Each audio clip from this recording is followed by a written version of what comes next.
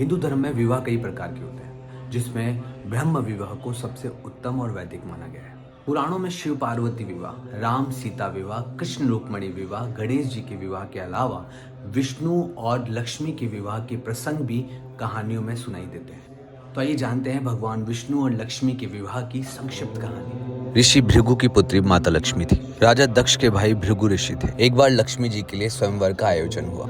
माता लक्ष्मी मन ही मन भगवान विष्णु को अपना पति मान चुकी थी, लेकिन नारद मुनि भी लक्ष्मी जी से विवाह करना चाहते थे।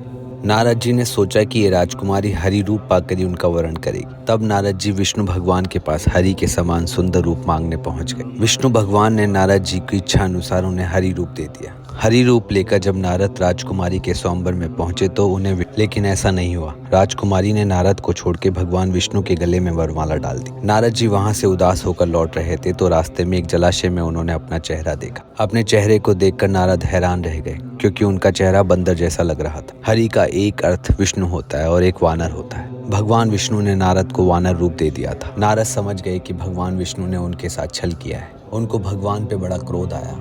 नारद सीधे बैकुंठ पहुंचे और आवेश में आकर भगवान को श्राप दे दिया कि आपको मनुष्य रूप में जन्म लेकर पृथ्वी पे जाना होगा। जिस तरह मुझे स्त्री का वियोग सहना पड़ा है, उसी तरह आपको भी स्त्री का वियोग सहना पड़ेगा। इसलिए राम और सीता के रूप में जन्म लेकर विष्णु और देवी लक्ष्मी को वियोग सहना पड़ा। इस कथा प्रसंग में भगवान गणेश जी का विष्णु और देवताओं द्वारा अपमान करने का भी उल्लेख मिलता है, जिसके चलते विष्णु जी बारात लेकर निकले। तब रास्ते में गणेश जी ने अपने मूसक से कहकर संपूर्ण रास्ता खुदवा दिया था। बाद में गणेश जी को मनाया और उनकी पूजा की गई, तब बारात आगे बढ़ सकी। चैनल को लाइक, सब्सक्राइब, शेयर जरूर करें। धन्यवाद।